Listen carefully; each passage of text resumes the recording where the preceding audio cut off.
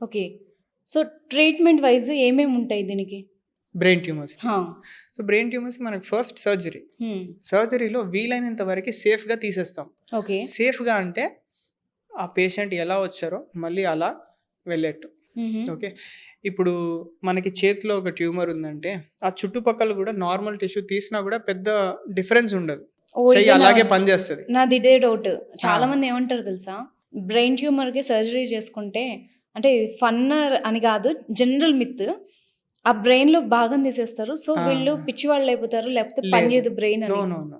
ఆ! సో మనకి ఇప్పుడు బ్రెయిన్లో ట్యూమర్ వస్తుంది. ట్యూమరస్ టిష్యూ అంటేనే అది ఒక నాన్ ఫంక్షనల్ టిష్యూ. అంటే దానికి ఏమి ఫంక్షన్ ఉండదు. ఓకే. ఓకే. ఆ! ఓకే. ఎందుకంటే ఇట్ ఈస్ ఆల్రెడీ డ్యామేజ్డ్.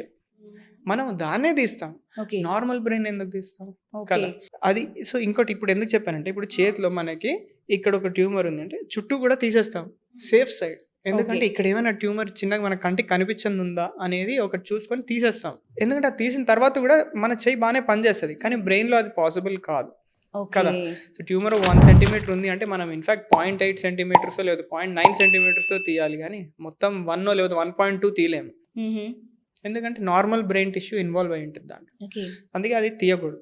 ఎంతవరకు సేఫ్‌గా తీయగలుగుతామో అంతా తీసేసి మిగిలిన దానికి మనం రేడియేషన్ గానీ, కీమోథెరపీ గానీ ఇవ్వాలి. ఓకే.